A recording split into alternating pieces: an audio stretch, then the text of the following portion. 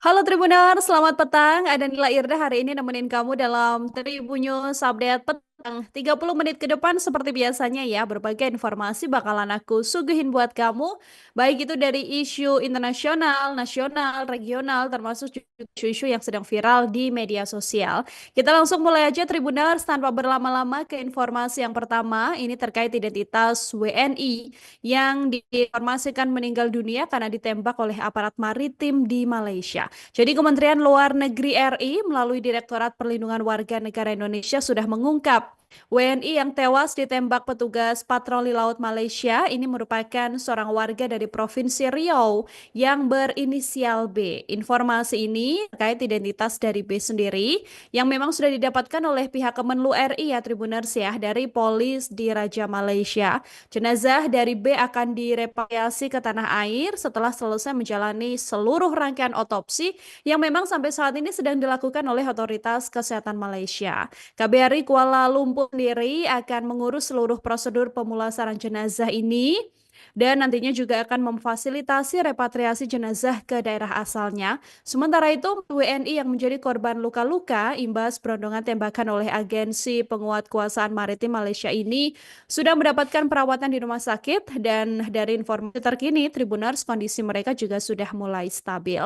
KBRI Kuala Lumpur juga sudah mendapatkan informasi kekonsuleran ya, yang sebelumnya diajukan untuk menemui para korban luka, yang mana pertemuan ini dijadwalkan akan dilaksanakan pada Rabu esok, yaitu pada 29 Januari ya Tribuners ya, yang mana sebelumnya APMM sendiri dilaporkan melakukan penembakan terhadap sebuah kapal yang ditumpangi oleh 5 WNI di perairan Tanjung Ru, Selangor, Malaysia.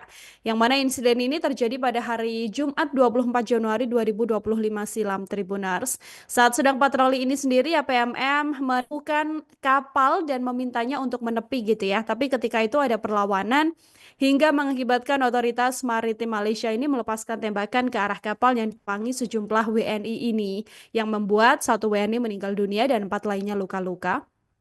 Adapun kelima WNI ini, Tribuners, diduga merupakan pekerja migran non-prosedural dan menaiki kapal untuk keluar dari Malaysia lewat jalur ilegal di sekitar perairan Tanjung Ru, Selangor, Malaysia sendiri.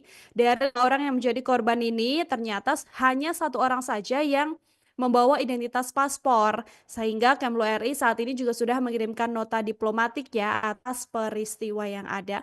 Terpisah dari keterangan yang disampaikan melalui anggota DPD RI asal Aceh, Sudirman Haji Umar sendiri sempat mengatakan Tribunar, kalau pihaknya menerima informasi 2 korban luka dalam peristiwa penembakan ini adalah warga Aceh, yang mana disebutkan satu warga Aceh ini disebutkan mengalami luka di bagian tangan dan seorang lagi terluka di bagian paha.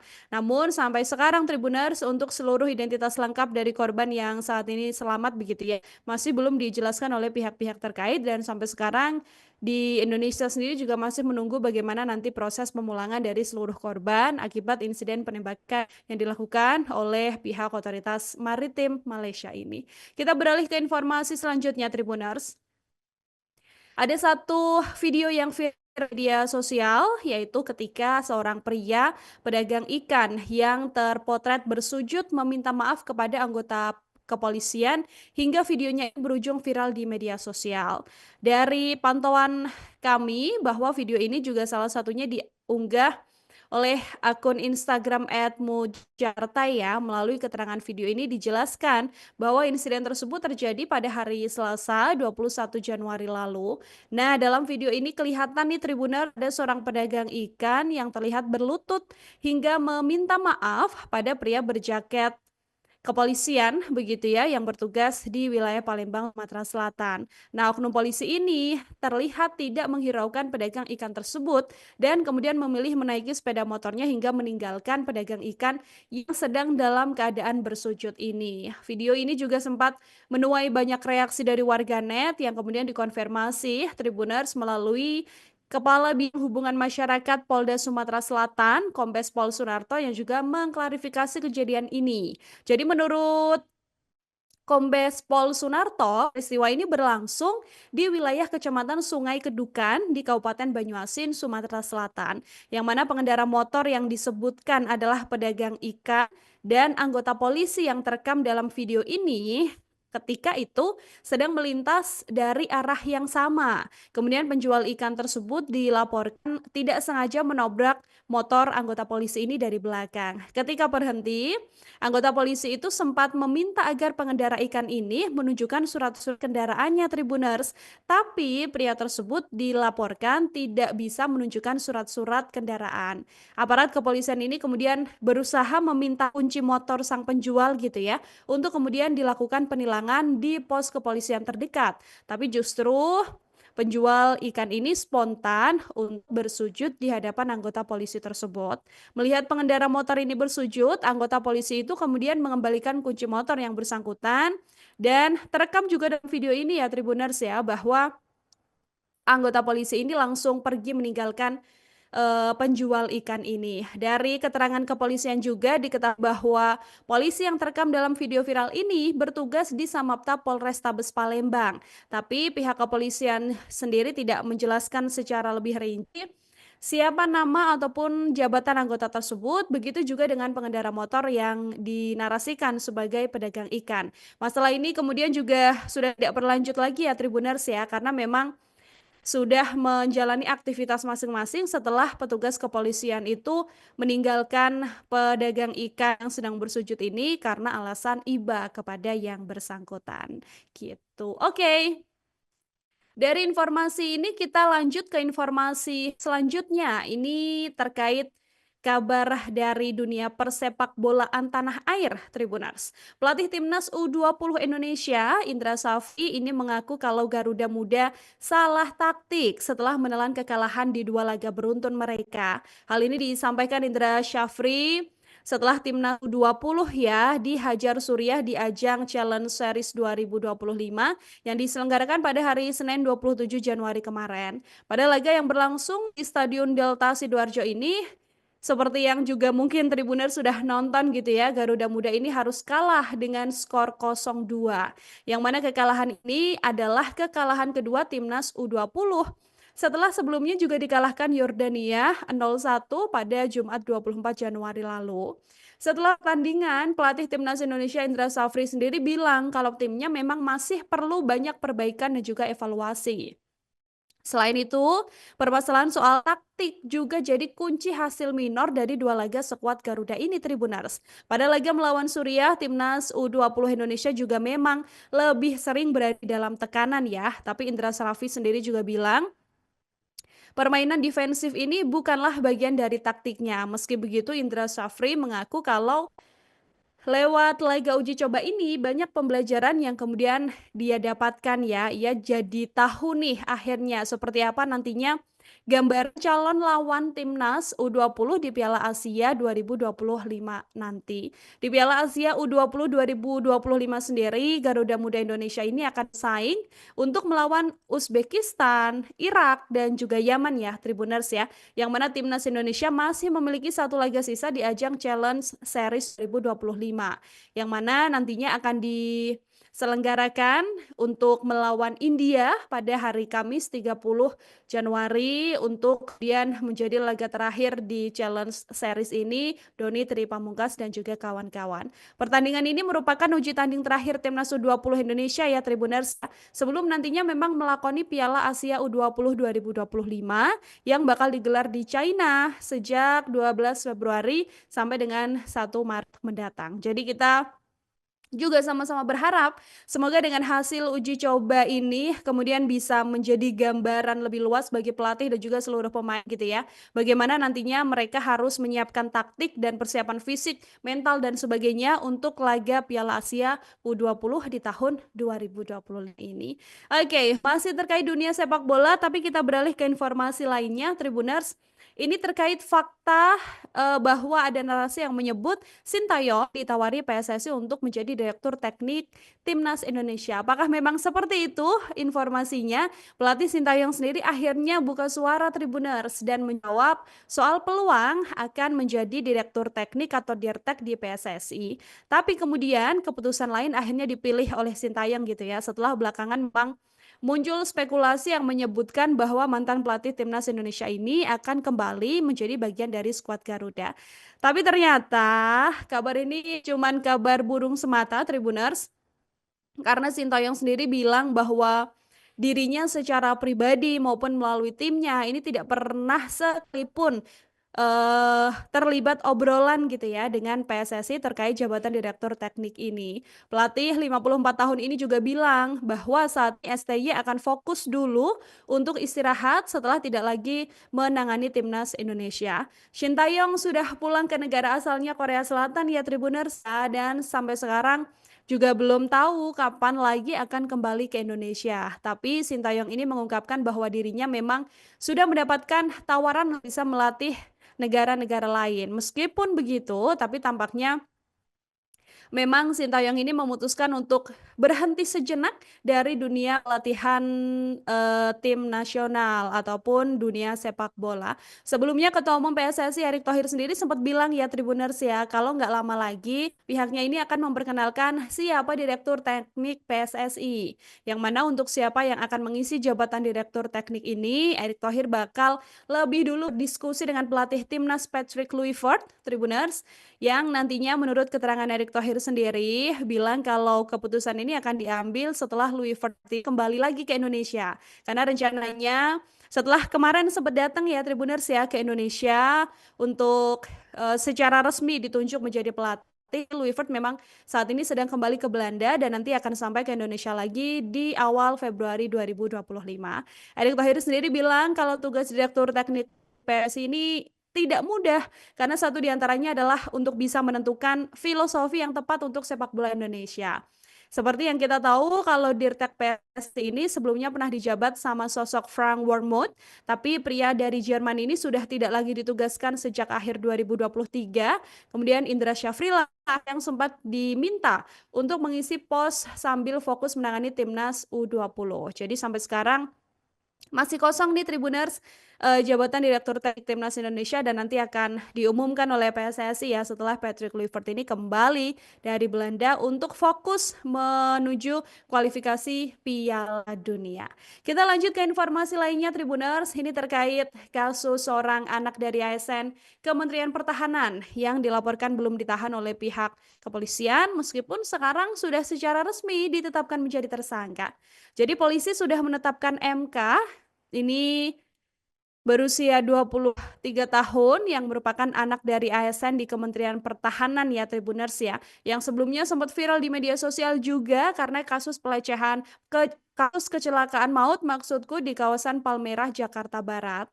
MK sekarang sudah ditetapkan sebagai tersangka, tapi sampai saat ini ternyata kepolisian belum melakukan penahanan terhadap yang bersangkutan. Alasan MK belum ditahan sendiri karena saat ini memang masih menjalani perawatan medis karena sempat diamuk massa saat kejadian ya.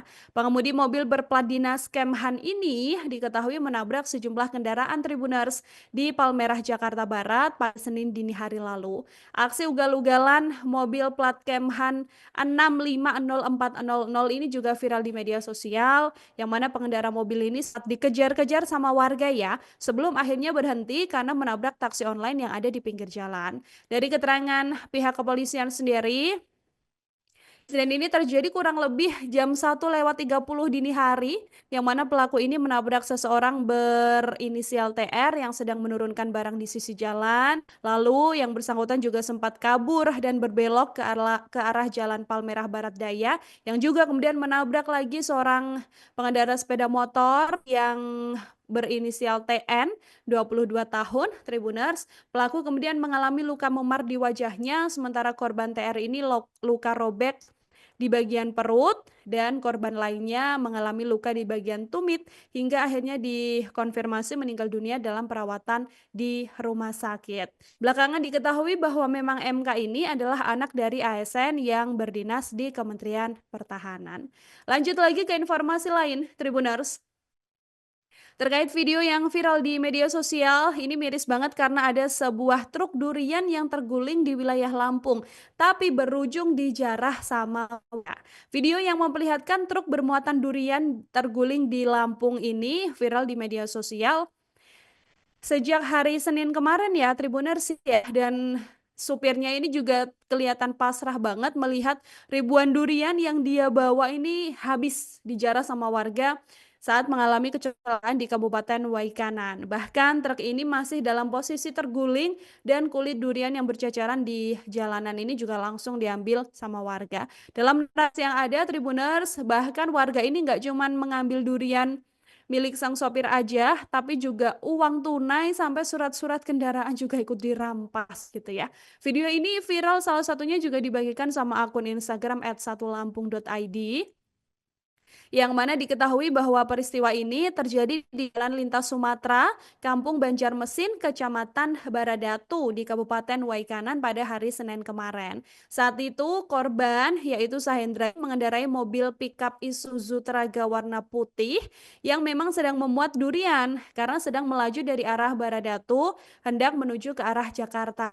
Korban ini mengalami kecelakaan tunggal ya Tribuners saat mencoba menghindari kendaraan lain yang tiba-tiba berhenti di jalur kiri. Korban yang kaget dan menghindari kecelakaan kemudian menuju ke arah kanan, tapi truk korban ini malah terguling karena sempat hilang kendali. Tapi bukannya dapat bantuan, korban ini malah kehilangan ribuan durian ya yang dia angkut lantaran memang dijarah sama warga.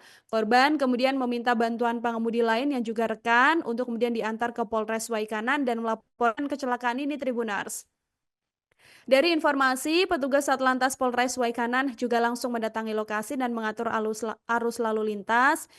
Karena kecelakaan dan penjarahan ini juga dibenarkan ya oleh pihak kepolisian ya. Tapi meskipun tidak ada korban jiwa, tapi korban sendiri mengalami kerugian material berupa durian yang memang sudah dijarah oleh warga. Pihak kepolisian juga mengimbau korban untuk melaporkan tindak pidana lain atas hilangnya uang dan juga STNK milik korban. Ini hal yang seharusnya tidak dilakukan karena seharusnya kalau ada yang kena musibah ditolong, tapi ini justru ratusan durian malahan dijarah dan dimakan oleh warga. Ya kita tahu kalau durian itu enak ya Tribuners ya, tapi kan sedianya memang ditolong dulu dan kalaupun mau minta ya minta 1 biji gitu, nggak kemudian dibawa seluruhnya gitu. Oke, kita lanjut lagi dari informasi viral pencurian atau penjarahan durian ini ke informasi lain.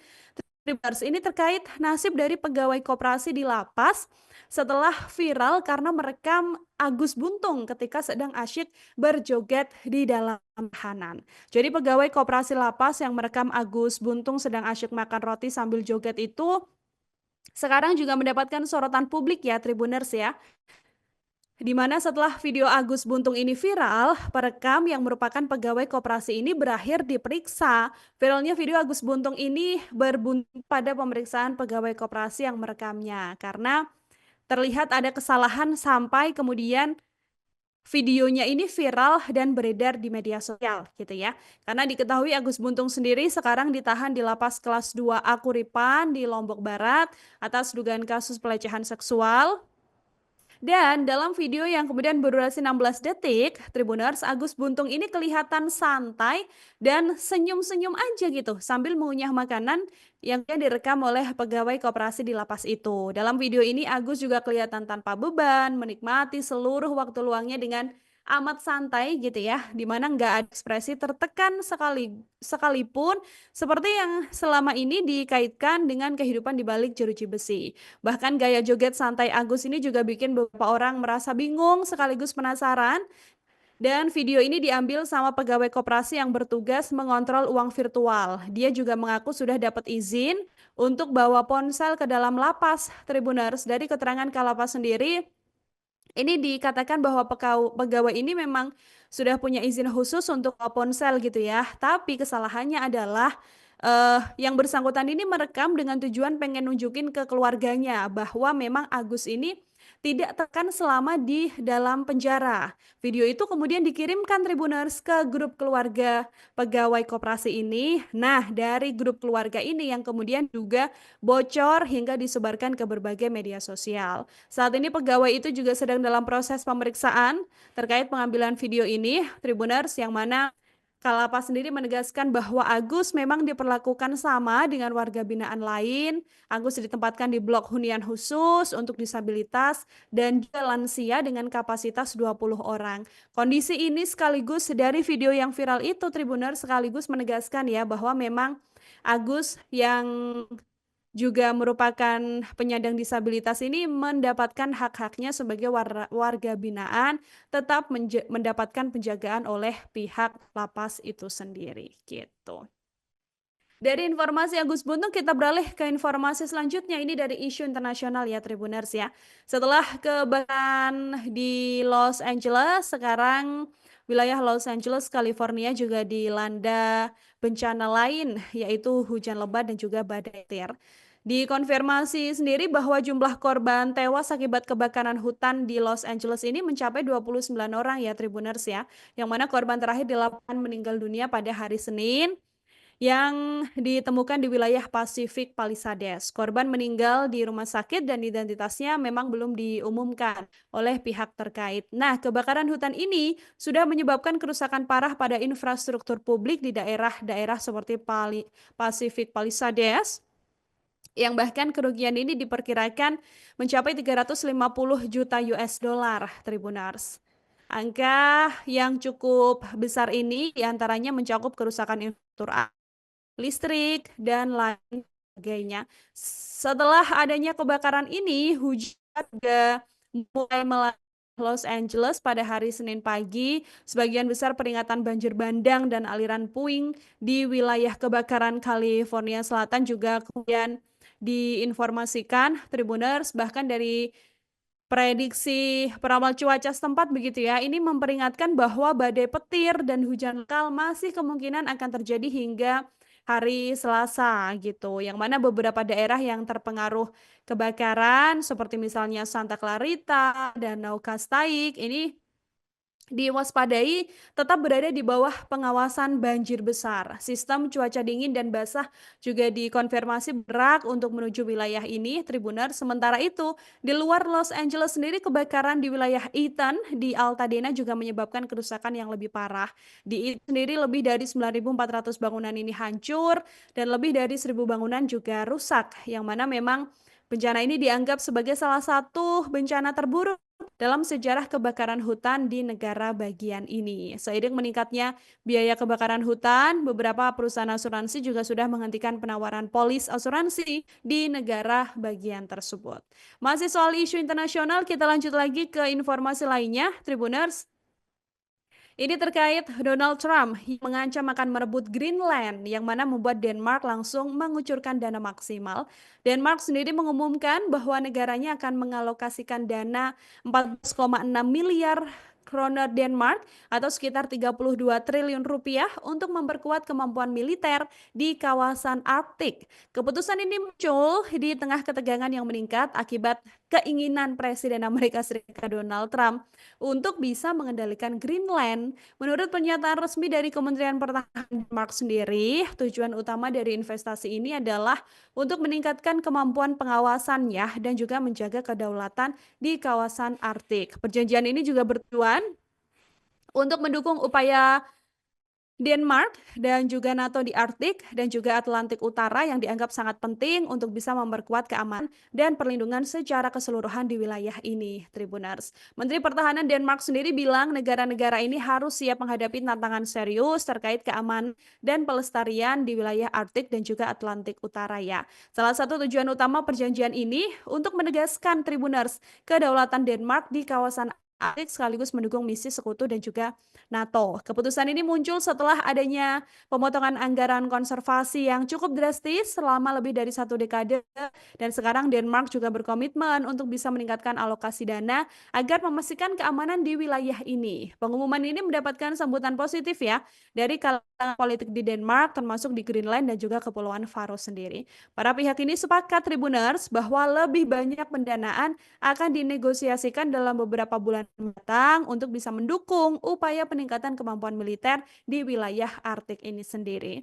Seperti yang kita tahu, Tribuners, keputusan ini itu berhubungan sama ketegangan yang muncul setelah Presiden Donald Trump menunjukkan minatnya untuk mengambil kendali atas Greenland. Trump sendiri sebelum bilang kalau kendali Amerika Serikat atas pulau ini adalah kebutuhan yang sangat mutlak.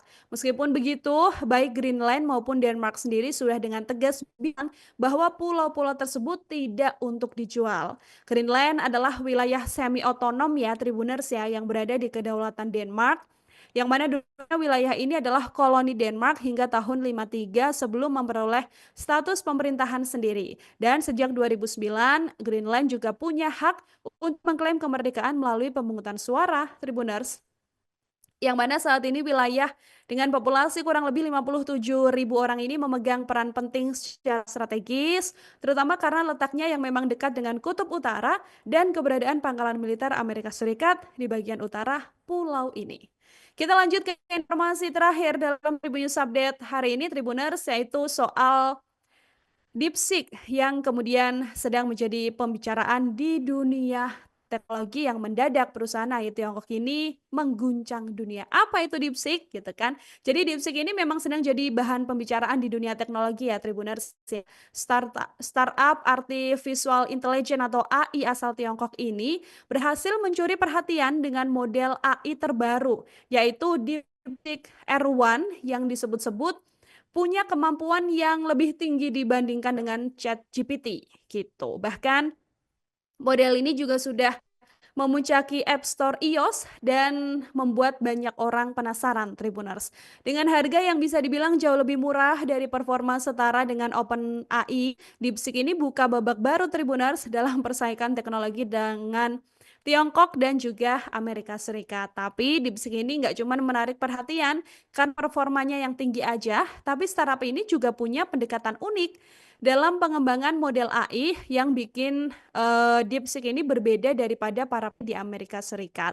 DeepSeek adalah model kecerdasan buatan atau AI inovatif dari Tiongkok yang jadi pesaing serius dari ChatGPT dan juga OpenAI. DeepSeek ini menawarkan dua model unggulan, Tribuners, DeepSeek versi 3 dan juga DeepSeek R1 yang diklaim punya efisiensi dan juga performa yang lebih baik dibandingkan sama model AI lain di pasaran. DeepSeek ini dirancang buat bisa memenuhi kebutuhan pengguna di berbagai bidang gitu ya.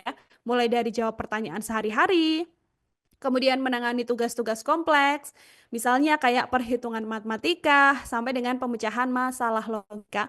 Model ini juga disebut sebagai pesaing langsung GPT 4.0 milik OpenAI gitu ya. Sementara DeepSeek model terbaru mereka juga dirancang dengan efisiensi yang lebih tinggi dan juga punya kemampuan untuk bersaing dengan startup-startup yang lainnya ya Tribuners ya. Dari laporan media Bloomberg sendiri, DeepSeek ini juga sudah mengguncang pasar teknologi global, meningkatkan kekhawatiran tentang masa depan dominasi teknologi milik Amerika Serikat. Dan DeepSeek juga sekarang sedang jadi bahasan hangat di media sosial ya Tribuners ya, termasuk juga menjadi trending topik di X dan terus menjadi pembahasan publik. Demikian Tribuners, terima kasih banyak 30 menit membersamai aku dalam Tribun News Update petang hari ini. Jangan kemana-mana karena setelah ini masih banyak program-program lain. Nanti juga kita akan ketemu lagi dalam Tribun News Update malam untuk update informasi terkini dalam seharian sekalian recap apa aja yang terjadi hari ini ya. Jadi jangan kemana-mana, terus saksikan seluruh program yang ada di Tribun News. Sekarang waktunya Nila buat pamit dulu. Terima kasih banyak sudah membersamai aku. Sampai jumpa. Download Tribun X sekarang. Menghadirkan lokal menjadi Indonesia.